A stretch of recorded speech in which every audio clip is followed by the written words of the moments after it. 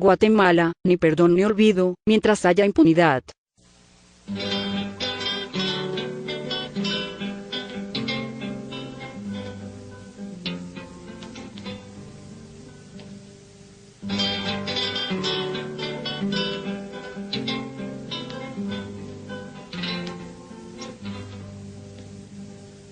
Usted, compañero, es de los de siempre, de los que nunca se rajaron, carajo, de los que nunca incrustaron su cobardía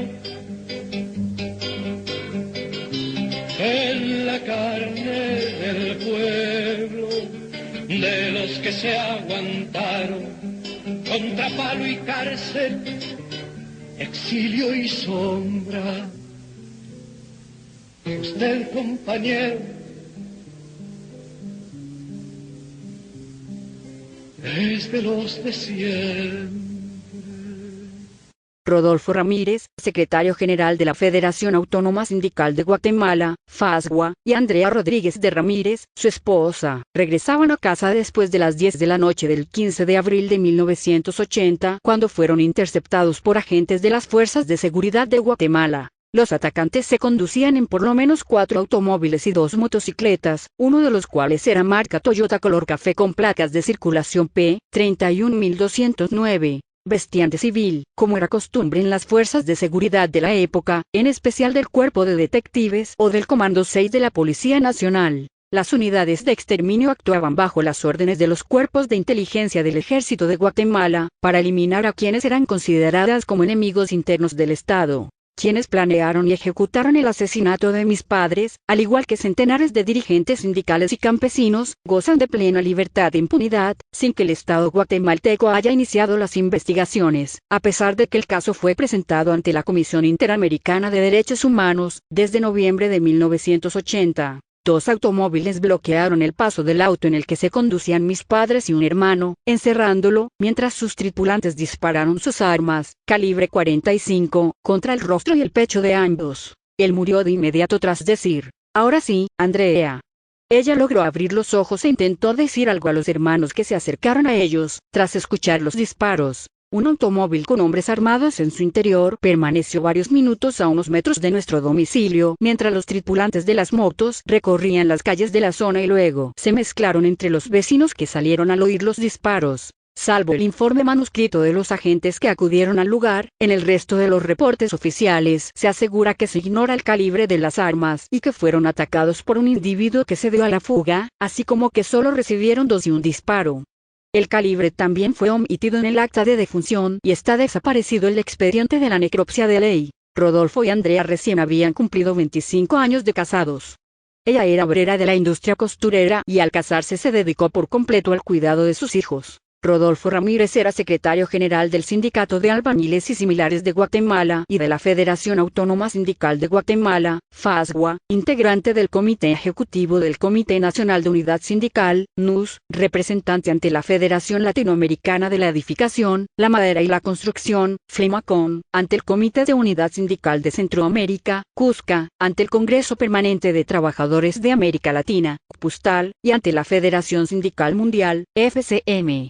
Tenía más de 20 años de actividad sindical y en 1977 y 1978 fue advertido por terratenientes de las regiones de las Verapaces, en el norte de Guatemala, entre ellos uno de apellido Champán, de que sería ejecutado si regresaba. Empezó su actividad sindical en los años 60, cuando los trabajadores se enfrentaron a la constructora Delta por sus reivindicaciones, tras lo cual terminó siendo despedido. Puso su propio taller en casa y prácticamente todo lo que era de madera en la casa era hecho por él.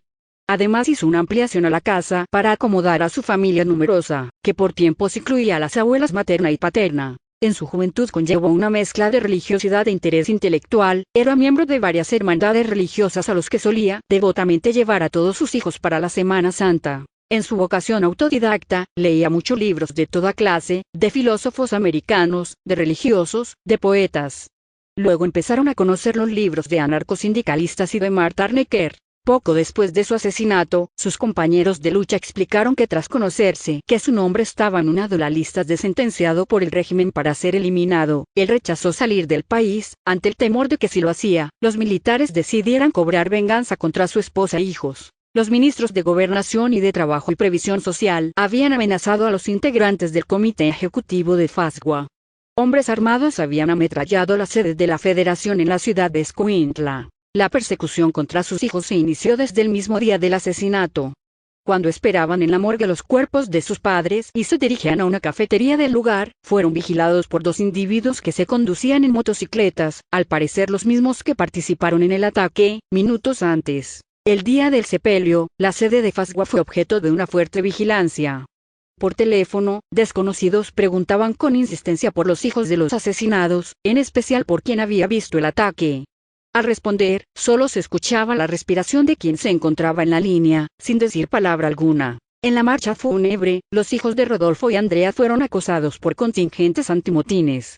Al volverse insoportable su estancia en Guatemala, por la zozobra que generaban las múltiples intimidaciones recibidas, el 22 de mayo de 1980, los 9 hijos salieron hacia Costa Rica bajo la protección de la Embajada de Venezuela en Guatemala. Todos los hijos continúan en el exilio en diferentes países de Europa y América, donde han decidido permanecer en tanto continúe la impunidad de los asesinos de sus padres. El caso fue denunciado el 17 de noviembre de 1980 a la Comisión Interamericana de Derechos Humanos, que bajo el expediente 7585 pidió información al gobierno de Guatemala el 19 de diciembre de 1980 y el 20 de abril de 1981, sin que haya recibido respuesta a la recomendación de que se investigaran los hechos. El hecho continúa sin ser esclarecido por parte de las autoridades guatemaltecas y quienes elaboraron y ejecutaron la estrategia contrainsurgente, que incluyó el asesinato de nuestros padres, retomaron el gobierno por medio del Frente Republicano Guatemalteco y el Partido Patriota. Las posibilidades de lograr justicia y el castigo a los responsables por medio de los tribunales guatemaltecos continúan siendo nulas. El caso fue presentado en abril de 2009 ante el Ministerio Público, sin que hasta ahora se conozcan avances en la investigación. En octubre de 2011, el caso también fue presentado ante la Procuraduría de Derechos Humanos, donde un año después se nos informó que el expediente desapareció, sin que hasta el momento se conozca avance alguno en las investigaciones. También se presentó en diciembre de 2012 una denuncia por el caso ante el Juzgado Noveno de Primera Instancia Penal, Narcoactividad y Delitos contra el Ambiente de Guatemala, sin que se conozcan los avances de las investigaciones. Los informes sobre lo sucedido en la época de la Oficina de Derechos Humanos del Arzobispado, ODA, y de la Comisión de Esclarecimiento Histórico, C, omitieron el caso, lo que ha servido para que el gobierno de Guatemala asegure que se carece de elementos para considerar que los hechos que denunciamos son verdaderos. Usted, compañero, es de los de siempre.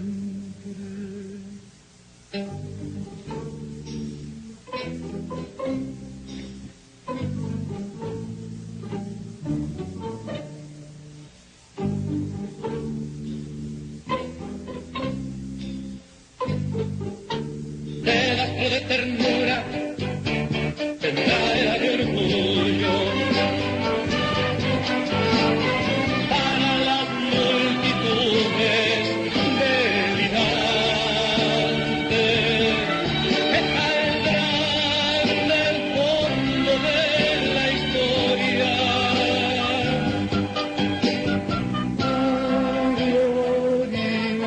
Glorificarlos esperan un bando modesto, al sencillo proletario, al de los de siempre, al inquebrantable acero del pueblo. Usted, compañero, es de los de siempre.